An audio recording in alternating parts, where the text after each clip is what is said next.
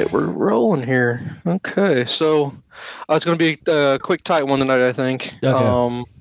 Just because I had to go pick up Katie here, and I couldn't get my rear gear tonight. I had to go do some things. So, Yeah. but anyway, what's going on? Not much. Just trying to make it through. I'm like, well, you should be. Tomorrow's the day, man. Tomorrow you get a little bit of break, right? Well, tomorrow a full day, and then we leave on Friday for our quick little. Oh, I keep forgetting tomorrow's Thursday. Okay, I know. That's right. See, I can't even keep my days straight. So you're getting there. I've been doing that too. So, same. No, I mean we're right in the thick of spring break right now, but man, I'm ready for spring break to already be over. It's just, oh my god, these kids are killing me. But no, things are good. Actually, I was able to stop by and see your brother yesterday, so that was awesome. Because I felt super guilty if I would not stop by, because we took Brody to Mizzou for a visit, and which went really, really well. As he was way more impressed with it than he thought he was going to be. Oh, good. And I walked. I mean, that school is. Lots have changed in 25 years since I was really on campus looking at it like that in that manner. Yeah. And wow. It's like a resort now there in certain spots, dude. Oh, I know. Just some of the features they have for the kids. It's like. Correct, yeah. Mind if Mom and I come and hang out for the weekend with you? Right, exactly. So that was really good, and then seeing Mike and the kids was great. I felt so bad because Lainey's she's walking and talking already, and I was like, I swear to God, she was just drinking out of a bottle. You know what I mean for milk. You know what I mean? It's just like, oh my God, dude, what the hell happened? Just time's flying, man. I know. We were there on Saturday, and she was just she was a riot. Right? So like the last few times we saw her, she'd not been feeling well, so she was cranky. She didn't want to go to anyone but Grandma. Yeah, but. We're headed there on Friday. We're actually going to spend the night Friday before we head to KC on Saturday. Yeah, that's what he was telling me. So that's what I wanted to talk about was Comicon. Yes. Because, man, I'm looking at this guest list. If they actually all show up, and now, mind you, I'm not sure who's going to, like, okay, of course, the TV people you got to probably pay for to get, anything, for, whatever. But just like Jason Aaron planning on being there because you said he's a Kansas guy. Yeah. So him being there, that's kind of cool. I'd probably try to find some from his to sign. I was at the shop today, and I picked up a third printing of Absolute Superman, and then set it down because we spent $35 on our pull and hold. So, well, hopefully you can find something. And then Ming Chen is going to be there. Yeah. Nothing for him to sign, but just to walk by and be like, Ming Chen, what's going on? So it's changed since like the old Wizard World Chicago days where like they would all sign for free. Some of the creators charge, or they'll sign for free if you buy something. Oh, is that what they do now? Oh, some of them are still really good and they'll sign, but they like Jimmy Palmiotti and Amanda Connor try to limit it to one book per person. I get that. Yeah. That gets the line moving. I'm totally down with that. I don't need you to sign every book I've got. You know what I mean? Yeah. So, totally agree with that. But I'm just trying to go through the list here. Sorry to say that Elizabeth Berkley canceled on you, so you will not be able to go say hi to Jesse Spano. You will not be saying hi to her. Mario Lopez canceled too. Whoa, what's going on, I know. man? You know what? The closer you get to Saturday, you'll be finding out there'll probably be a ton of people that cancel. That's just how it always is. They get you hyped up to buy your ticket to go, and then when you're there, it's just like, oh, by the way, no. Yes, because I was so thrilled to see Elizabeth Berkley. Right, but hey, D'Onofrio's going to be there. Maybe yes, he is. Saturday only. That would be pretty cool. But yeah, I would never pay money to say hi to a celebrity. That would never. No. That's just. And it's like that's the dumbest thing ever. It's like $100 just to see him in person. It's $100 for his autograph. Oh really? Yeah. Oh my God. And then it's like $80 for a selfie with him. Jesus Christ. No thanks. I would never do it. But hey, Tim Daly, the voice of Superman, he's going to be there. Yeah. Let's see who else I'd be kind of excited to see here. Will's kind of excited to see Katie Sackhoff, Bo-Katan, but she's $140 for an autograph on if you brought a figure, $140. Oh, but check it out. Brian Austin Green's going to be there. Come on now. So is Tori Spelling. He should be paying you $40 to get something. You can pay extra for the him and Tori Spelling photo together. Oh, look at that! Wow, interesting. Let's see. She looks familiar, but I don't know what she's been in. She was in Westworld, huh? I don't know her, but anyway, gonna keep moving here.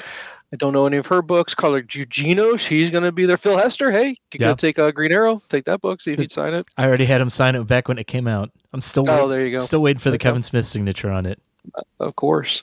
Let's see. Adam Hughes, I love his artwork. Yeah, he's actually a really good artist. I don't know if I really have anything anymore for him though. Yeah, Helen Hunt. What? Yeah, Helen just Hunt's announced. Gonna be there? Yes. Wow, that's awesome. And then let's see the Pink Power Ranger. Let's see who else we got here. Just Us League cosplay group. Interesting. Let's see. I'm really looking for where are the creators that are bigger names? Like I'm not familiar with a lot of these guys. I mean, their artwork's beautiful, but I'm not familiar with their name. Like Mike Chrome, I like his work. It looks really great, but not familiar with his name. Let's see. I remember off the top of my head, like Amanda Conner and Jimmy Palmiotti are there. They're there every year. Oh, Matthew Lillard's going to be there. Cool. Yeah. And Skeet Ulrich. Doc Brown's going to be there, man. I know. That's awesome. Let's see. Joe Quesada's going to be there. Yeah, I saw that. Joe Quesada. Oh, Ross Marquand. That's kind of cool. He's going to be here. And Margaret. Whoa. There's a name from the past there. Let's see what else we got here. And let's see. Tony Moore. He'll be there. Walking Dead. You can get him to sign something. Let's see. I've got Fear Agents by him and Rick Remender. So I was going to take that and a Walking Dead to see if he would sign that first Walking Dead book. Yeah, that'd be cool. And then Paul Pletter, he did some Hulk work. Yeah. I remember his name. Tom Payne, he was Jesus in Walking Dead. Yeah. Joe Quesada, that's cool. Joe Quesada, that's really cool actually. Christina Ricci's going to be there. What? I know. Look at that. Let's see. Let's keep going. Man, this list is ridiculous. Tim Seeley's going to be there. There's Katie Sackhoff. Let's see. Oh, Andy Serkis. Wow. That line's going to be long, dude. Yes, it will. The nerds will come out in droves for that guy. Holy smokes. Let's see. Oh, Tori Spelling. You said it. There she is. Yep. Oh, my God. She's had so much work done. Holy crap. Yeah, her face looks like if she fell down the ground, it might just have a split right down her face. That's crazy. Well, she probably couldn't do this con if it was in August with the heat. She'd probably start melting. Start melting, yeah, all the plastic. Oh, Skeet Ulrich, he'll be there. David Tennant's gonna be the Purple Man. Yeah. Oh God, the voice of Barney. I'm sure that line's gonna be long, man. Holy crap. Yeah. Oh, hey, Scotty Young. See if you should grab a Scotty Young book of some kind and get him to sign. I like his work. We have a bunch of promotional, one page that he did. So I think we're gonna pull some of those off the wall and take them for him to sign. Nice. Oh, there you go. Freddie Williams. Yeah. The second. So yeah, I know his work. Yeah, man, Barney's voice. Wow. Yeah, and then David Wenham. Get a copy of 300. Have him sign it, dude. Yeah. Come on now. That's awesome. Yeah. That's gonna be a good con, man. Look at that, Doc Brown. That line's gonna be through the freaking. Oh, dude, come on now, Doug Minke. You gotta get something. Find something Green Lantern. Have him sign it. I have a couple Batman books he did. Okay. Yeah, I love his work. Yeah. In fact, I have. I never finished the series, but Batman Off-World. It was Jason Aaron and him. Oh, really? Oh, get both of them signed. There you go. Yeah. If they'll do it. Yeah. Okay. And then one of the best parts is you'll see on Artist Row all the cool work there. Yeah. There's gonna be so much cool work. So anybody in particular, for sure, you're I can't. Well, what's his name should be there? The guy that's from KC. Oh, come on, Jay. What's his name? The writer. Colin Bunn. Yeah. I thought he would. He'll be there. He would be okay. It would be kind of crazy if he wasn't there. Yeah. But it's kind of. So let's see. As far as the con, are we going to have anything in regards to? Are we going to have any DC representation, Marvel representation, anything like that? No. Just turning more into, hey, the TV stars are showing up, and that's what people are going for more than anything. Yeah, the TV stars, and then the comic book creators will just set up on their own. They don't do what Wizard World used to do, where Marvel would have a giant booth and have people signing all day, and DC had a booth and everyone would sign all day. So I miss that. I was explaining that to Will, you missed out on the good cons. Right, back in the day, man. So let's see. Everything you ever want to know about Barney with Bob West panel. Mm-hmm. There you go. There's a Ming Chen. I guess is Ming Chen gonna is he going to be the MC of it? I don't know. He's tagged to it. Yeah. Everything zombies panel, comic books in the classroom. That's kind of cool. That'd be kind of a cool panel. Yeah. Let's see. David Tennant's going to do something in the grand ballroom. Oh, here you go. Starting a studio creator. Let's see. Starting a studio creator-owned web comics. John Holloway and Leanne Kretschik, maybe, I don't know, and Lynn Smith. That'd be an interesting panel to see about starting a studio. I mean, that's got to be a freaking just nightmare trying to get funding for everything to try to do it. Yeah. Because that's that would be the biggest thing I'd be scared of trying to be a publisher, would be print all these books and pray to the Lord that you sell enough to, one, cover your costs, and then two, could you sell enough to make a profit at all? Especially going up against the big two and even Image at this point. I don't know how you'd ever. That's scary. I mean, even when you factor in like Boom and IDW and Dynamite, I mean, squeezing in after that just seems like there's not much left. But there's countless comic book publishers out there. True, but who's buying? Sure, you could publish it, and that's great. They could put their tag on it saying I published it, but who's really buying it? Yeah, you know what I mean. That's the hardest part. You gotta be not only do you have to be a creator and be an artistic creator that's doing something that other people want to see or read, but you gotta be a salesman too. And what if you're just not that person? Yeah, But I don't know. That's part of the gig, I guess. Yeah. Let's see. Omega Paranormal KC. True Stories of the Paranormal. Come on, man. That'd be cool. Yes. Let's see. What else? Oh, here you go. Doug Banky bringing animation to life. I'd be down for that. Yeah, that would be a good one. Do you have to pay for those, I guess, to get into the ballrooms to see the panels? Because, Andy Serkis is doing something. No. Grand Ballroom. No, but you have to, get there an hour ahead of time and be ready to file in real quick to watch it. Yeah. Because in seeing Tim Daly, I'd watch Tim Daly talk about Superman, voicing Superman. That'd be kind of cool. Yeah. Let's see here. From the screen to page, Kevin Smith's Clerks, Expanding the World. Phil Hester, Jim Mahfood, and Andre Parks, Zach Wilson. So Jim Mahfood is actually a comic book artist from St. Louis, and he really? Okay. He did the first two Clerks comics that came out, Nice. 25, 30 years ago. Right, yeah. So that'd be kind of cool. There you go. And Phil Hester will be there talking about doing the book with Kevin. So Expanding the World. 6:30 p.m. on what day is that? Is that Saturday? It doesn't tell me. Oh, let's see. Friday, 6:30. Friday. There you go. Well, no, you're not going to be there. You're alone on Saturday, right? Yep. Oh man, you're missing it. I know. And then I know this one you wouldn't miss for the world building and fantasy role playing games. Come on, you're down with that. I would be there in a heartbeat. Right. So, all right, there you go. That's going to be fun, man. I need to get up there one of these years. I really do. It's just, once these kids are once my youngest is done just being a pain in the butt, and being young, just have some freedom would be nice to go do that kind of stuff. I would, but then I don't know what I'm going for anymore. You know, because I'm not going to pay to get sick. I don't care about that. I don't want to get photos, but I think, you know what it is though, man? I think I just like being in the atmosphere and just kind of hanging out. I think that's kind of fun too. Yeah, the people watching. Yeah, the people watching, of course, that's always the best. Yeah. As far as toys, a lot of toy vendors going to be there that we're aware of or anything like that. And is the boy bringing a bunch of money to go just? He's been doing work around the house all week to make extra money. Nice. But he's like, I'm only watching for Transformer stuff. Okay, that's what he says now. Wait till he gets there. The bright lights and everything, man. The comic shop we go to that has all the toys, they usually have everything he ever wants, and it's usually pretty affordable, $5-10 for some of the characters. Okay. So he's like, I'm going to go there. They're going to be like $30-40. I think I'll just wait for them to show up at STL Comics and buy them there. There you go. But they don't have any Transformers, so he's definitely looking for guys he doesn't have yet. Yeah. Well, as long as it's part of the fun too. You don't want to walk home empty-handed. Hopefully there's maybe like some, I wonder what's has there been rumors about what the con Funko is going to be? So usually those Funkos are really cool. I remember one year we went, there was a freaking awesome Wayne's World one. I wanted so bad, but being an adult, stopping myself from buying children's things like that, you know what I mean? But still, it was awesome. I would have loved to have it. As I'm sitting here looking at my desk with my McFarlane Batman figure, my Kevin Smith Funko, and Right? Yeah. But hey, man, I'm do the same. I have all my toys and trinkets I have, but yeah, I know, man. It's just, but still. Yeah. And you know what? You know what's on YouTube now that makes me really mad? Really mad. Or all the maybe we've talked about that. I can't remember if we have or not. The unboxing or the breaking videos in regards to they break open packs of cards and they do the baseball cards and the hockey cards and all that stuff. Yeah.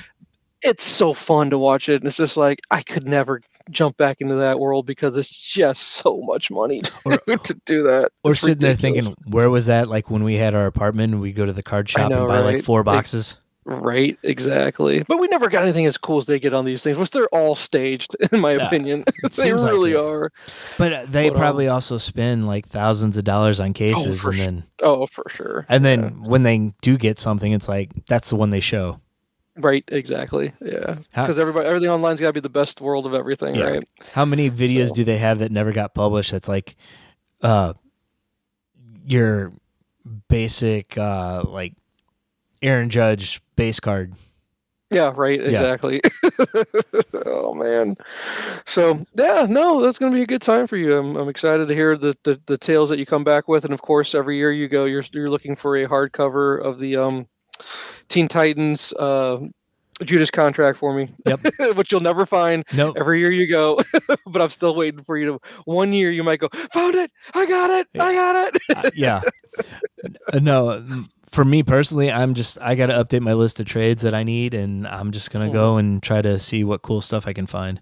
Even doing that's homework, man. It takes a lot of work to be prepared for a con. I remember having to go through all the books and try to find what you're going to bring with you. What do you want to look for? What do you need? Oh man, the homework. The homework to have a good time. Yep. Oh, good Lord. All right. Well, hey, did you have topics, or do you just want to hit on some things you watched, or anything like that? I got a few topics we can hit on real quick. Well, first off, the last couple of weeks at the comic shop, I've picked up just a random book, just because it looked interesting. Sure. I wanted to tell you about them because they were actually ended up being pretty good. Okay. All right. First time ever I picked up a Godzilla book. All right. Nice. So published by IDW, it's called Godzilla Heist. Okay. It's about a 20-something guy who cracks the code to call Godzilla. Wow. Okay. That's going to be interesting. And he uses him as a distraction to rob banks. That's awesome. Yes. That's really cool. But so who does the artwork for that? Is this... Well, who's the publisher? Who's the writer? Is this a Japanese book that they kind of Americanized for us, or what's the deal with it? This is IDW, written by Van Jensen and art by Kelsey Ramsey. It's like painted. It's nice looking. Okay. But there's like a bigger story going on where he's trying to get something from the government. So they haven't really gotten into that very much, but. Oh God! But is it on the pull list now? Oh no, you're doing it, Jay. You're gonna get in trouble. Watch I think it's a 4-issue miniseries, so I'm okay with that. It's a 4-issue. Oh, okay, then that's good. Oh, bless it. I love it. Yes, those are my favorite. Yes, that's it. 4 and let's be done. Nice. Yes. All right. So this next one, I don't know if you would like it a whole lot, but it's called Assorted Crisis Events. Assorted Crisis Events. Okay. It's by Dennis Camps. He's the writer on it. Okay. He's doing the Ultimates right now, and he's going to do Absolute Martian Manhunter when that comes out. Oh, nice. Yeah. Okay.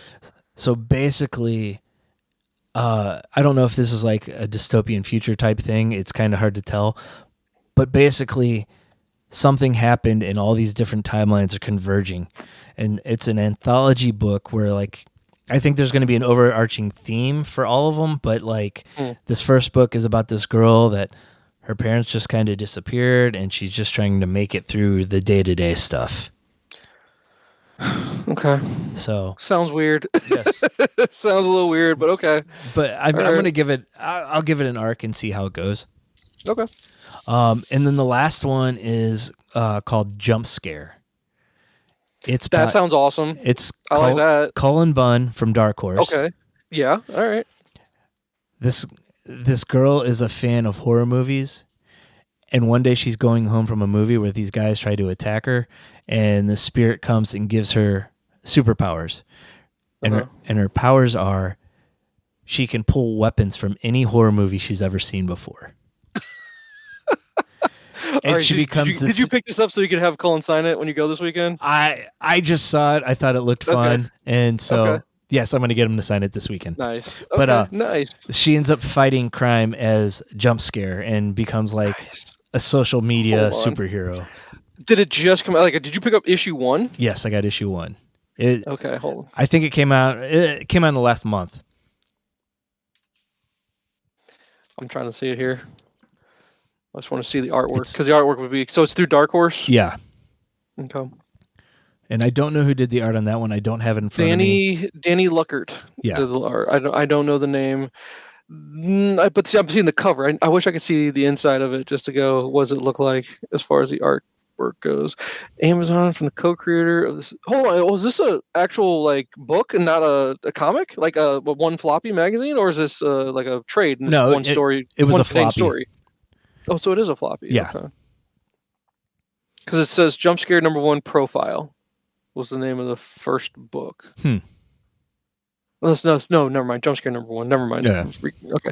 The Sixth Gun, Harrow County comes a new action horror superhero event that ties into the hit Beyond Mortal series. What's Beyond Mortal? No clue. I had no clue it was tied to anything else. That's part of that. So, for fans of Cullen Bunn, Marvel DC superheroes, horror, H.P. Lovecraft, Beyond Mortal, and Mobsters. 4-issue series, bro. 4-issue series. I love it. Yeah. Nice job, Jay. There you go. Yeah. All right. Yeah. Let me know how those are. Okay. Jump into those miniseries and let me know. That Godzilla one sounds awesome. It does. I'm really curious because you got me hyped on it, but I want you to read all 4 and then tell me, did it kind of fizz out or did it hold up through the whole 4 issues? Yeah. I'm really curious how it's going to play out. That one I was really excited when I saw it. So, okay, yeah, all right. But here, let's do this. Just so I make sure we can hit on it before I have to leave. Because again, I'm sorry, it's going to have to be cut short. Yeah. My bad, dude. I wish I was going to get on here way sooner. I want to hear your review of Daredevil to this point. Because you said you did watch episode 3, but I did not watch episode 4 that came out. Okay. Last night, right? Yes. Because I was out of town, so I didn't, and I was way tired. So, did you watch episode 4 already? I did. I knocked it out today. You watched it today. Okay. Yeah. No spoilers on that one. So tell me nothing about 4. Just give me your through number 3. Because I love your text. I love the text you sent me. Do you like?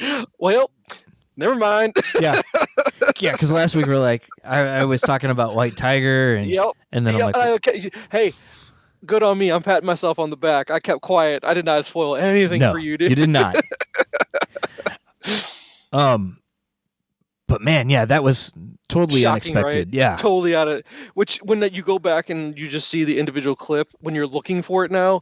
Great job by Marvel hiding that dude in the shadows. Don't even see him at all. But then when you were watching it, like, and you're specifically looking for it, like, oh, I see the outline of him now, and damn, that was good. Yeah. Good job on them. But that was sad, dude. That was super sad seeing that happen. But the rumor being, I guess his daughter's going to take up the mantle because in the cartoon, I'm used to the girl being the White Tiger, and she was a legacy character in the cartoon and I guess the comic book too, because I think that there's a female one in the comic now. There should be. That's the one I'm familiar with. Yeah. But I mean, is White Tiger that big? What C character? Maybe even D list. I mean, probably D list. Yeah. I mean, I'm not that big on it. I'm curious why. Maybe just to make him a plot point, just to give Matt a court case with a character that doesn't really matter if it goes one way or the other. You know. Yeah. Maybe a little bit of representation, even though he gets killed off too. What's the point then, dude? Right? God. But yeah, no, I get it. But yeah, no, it was good, and I love the messaging behind it. You know, because I loved it when he was on the stand. It's the right thing to do. It's the right thing to do. Yeah, I love that. That was great. And then they throw the tease on at the very end with the skull. Yeah, and that's what that's what I was trying to get at. I mean, I guess they're trying to say, oh, it was Frank, and it's obviously not Frank. We know it's not Frank that did it, right? Yep. But the more interesting part of it was why are they trying to pin this on Punisher, or why does it matter? Why? Okay, my guess, Vanessa's involved, right? That's what my thoughts are. Vanessa had White Tiger killed. Unless you're going to go with Kingpin did it. You think Kingpin did it? Is that what we're supposed to believe? I really don't know at this point, because I mean, I wasn't expecting Foggy to die right at the beginning, and I wasn't expecting White Tiger to die. So I'm I'm kind of the opinion like I have no clue what's going to happen. Well, because I think they want you to think that Kingpin was involved because of the last things he said in the episode. Yeah. Where he ran on something saying vigilantism is bad, but then again, getting vigilantes off the street only helps him with his notorious work. Right. So it's like, is it him or is it Vanessa? And then if you're going after, I'm just trying to wrap this up, wrap it in regards to, we talked about Foggy, the whole Vanessa's involved with Foggy. Yeah. Why would Vanessa want that done to White Tiger? What purpose does it serve her versus it serves more of a purpose for Kingpin? But if they're trying to do the whole be a sympathetic villain and he's trying to make himself better, or is this all just a ruse and he's evil no matter what kind of thing? I don't know which way they're going with the TV show and how they're trying to address this character. Yeah, because I mean, I could see it both ways. Just from the history of the character. Mm-hmm. I think it's funny that they show them in couples counseling. That's the best. I love it. Yeah, that's awesome. Yeah, no, it's like, oh yeah, look at that. It's something that would be in a Kevin Smith comic. We're just talking, lots of talking. We're gonna do this whole. Well, actually, it's more of a Bendis thing. I could imagine a Bendis kind of thing where those pages he does where it's just talking heads back and forth a whole bunch. It'd be 2 panels or 2 pages complete of nothing but talking about just marital issues and therapy. Yep. But yeah, I mean, here's my I haven't watched it. It'll be my viewing for tonight after the kids go to bed kind of thing. My prediction is I'm hoping we see Frank for the first time in this episode, but no spoilers. Don't tell me if I'm wrong. I'm thinking we get to see Frank, but I'm ready for the show. I think your prediction was correct, where they had to do a whole rewrite. What we're seeing the first 3 episodes is what they were doing. This was where they were going. And now that this has happened to White Tiger, are we getting away from that? And I'm ready to see some more action. I need to see what's going to be the breaking point where Matt puts the suit back on. Yeah. Is it going to be the White Tiger? I'm going to assume that this is the catalyst. The White Tiger death is the catalyst for Matt to either put the suit back on or he's going to, it's time to revenge, something. But then he's going to have that'll be him going back and forth, that battle within, saying, how do I stop myself? Am I going to stop myself? Do I want to stop myself from doing that? So I love how they're setting it up, but I'm ready. I need some action. There wasn't any action in that episode that I'm remembering, right? No, I got to see it. It's a comic book. I don't want to see a comic book of nothing but talking and drama like that. It's just not what I want out of a Daredevil comic. Right. Yep. But God, strong first. Well, 9 episodes, right? I think is what we're getting. I think. I think so. So let's break it up into thirds. What would you give the first third of the show so far? I'd give it a solid B. Ooh, a B. You're being harsh. Ooh, I don't like it. Why? Outside of that first episode, there was it. I wanted to see more of the suit, more of him in it. I get why they didn't, and I mean, I probably could have gone lower, but because it's Daredevil and how well they've done it, yeah, I give it a B. Okay. Without spoiling, what grade would you give episode 4? Ooh. I'll say it's a good episode. Okay, that's it. That's okay. You don't have to give a grade. That's fine. We can, and we'll leave it at that. Yeah. You're hyping me up. I'm excited. And the reason why I'm having you go through that real quick is I do need to hit on this because I'd feel awful if we didn't. Because it's been some of the best television I've been watching lately. In regards to not something like White Lotus or anything like that, because I at some point in life I will get to White Lotus. I've heard it's been amazing this season. Yeah. What I wanted to hit on was WWE. Raw is probably some of the best wrestling storytelling I've seen in some time. Yeah. It's been amazing. And here's where I'm at, Jay. I know you're a big AEW guy because I know that you're a big fan of just, you enjoy the wrestling, and I do too. I do love the wrestling, but you know how I am. I love story with my wrestling. Right. We watched a little bit of AEW just because I was like looking for something. I was like, let's just put this on for a little bit while I'm searching for some other stuff. And it was just Ricochet's on there, and I go, talk about a character I don't care about at all. Now, mind you, I haven't been following, and you could probably say, hey, if you've been following, he's actually been doing well as a heel. Yeah, I could see that, but I just could care less. It was. I don't know what it is. I'm not following. I'm guessing the Omega stuff's kind of fun. Yeah. I'd have to have you when we have more time. Basically, I need you to give me an AEW run and kind of get me caught up because I'm never going to go back and watch it. It's just never going to happen, Jay. Yeah, There's not enough time for me to go do that. I won't dedicate enough time for it. And truthfully, I haven't been as loyal as I was a year ago. Mm-hmm. Okay. I get bits and pieces here, but I don't have the time to sit down and try to watch it all. And the thing I really want to do is the homework of watching the Hangman story because we had the HBO, but I haven't had a chance to go back. Have you gone back and is it there for me to watch? Some of it is. I don't think the pay-per-views are there yet. Okay. But like the old Dynamites are. But is it going to be one of those things where they put some of the library on and take it off? And it'll never be the full library and we'll never be able to watch all of it? I don't know. That would be stupid if they did that. It feels like that's what they're doing though, right? I don't know. I'm pretty sure every single Dynamite's out there right now. Okay. Well, maybe and I think I'll try. I'll have to try, and I'll just have to fast forward because I feel like I always love relating to comics and I've been doing that with Raw too. There are some stories or some matches I just go, I don't care. This match is flat. I'm not going to waste time on it. I will just boom right through it. Don't care.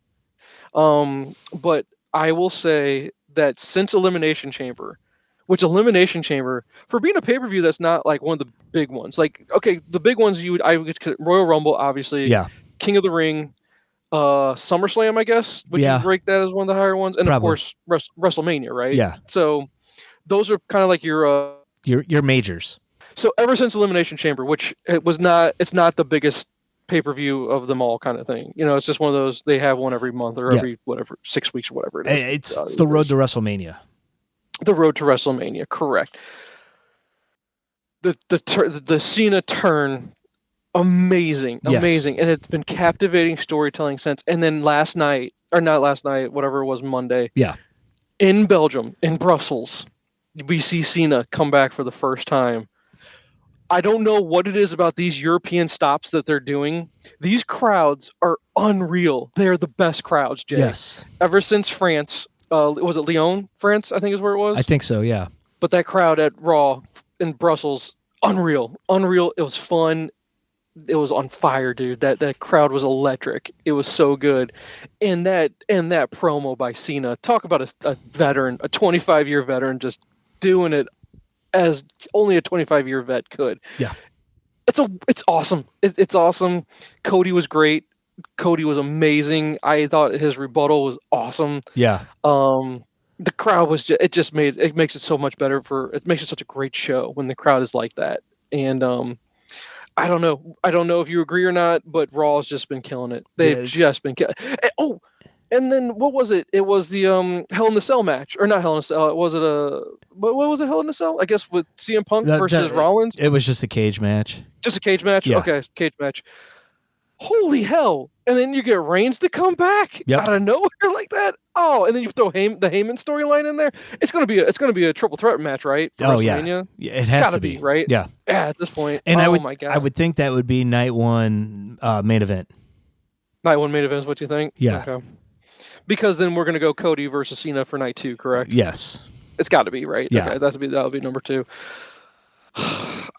Okay, I mean, I guess at this point we're about a month out from WrestleMania, something like that. Yeah. How have you been following? Are you watching SmackDown too? Is there anything on the SmackDown brand that's been good, or am I just I'm strictly just Raw? I'm Red. I'm Team Red right now. It's all I can keep up with. It's been great though every week. Every week's been solid. I haven't watched full shows. I get clips here and there. Mm-hmm. Probably my favorite part of SmackDown is Chelsea Green. She's been killing it. Oh my God, she does kind of that comedy thing, but she's a solid wrestler, and she will take a bump. Yeah. She does for sure. I've seen on the pay-per-views for sure. The only thing I'm missing, I get who's she paired up with right now. She was going with Michin. It's actually Keith Lee's wife. Oh man, how's he doing? Still not on TV. But how is he alive? Still is what I'm worried about. He's alive. Good. I don't know if he's ever been cleared to wrestle again though, and I don't know if he will be. No, I don't think so either, man. That's a shame. But okay, so I didn't know he had a wife that was in the biz too. So yeah. Okay, but yeah, no, I mean, I'm excited. I'm hyped for WrestleMania, dude. It's gonna be awesome. Yeah, it's gonna be great. I just think the writing and the storytelling is on point. It's just solidly on point. Is there anything in AEW that's been kind of comparable? Or are they just getting their butts kicked right now? No, like the Swerve Ricochet stuff was really good. Okay. Hangman and MJF was going on too. I saw that they did a match, and MJF was just generational talent. He's on the wrong brand, Jay. He needs to be in WWE. He's too. I don't want to besmirch it because I do enjoy AEW and I love the little company that can, right? Yeah. And you want them to succeed because it's better for wrestling. Yeah. I truly believe AEW made WWE step their game up. I really do. I mean, getting Vince out and letting Triple H take over completely.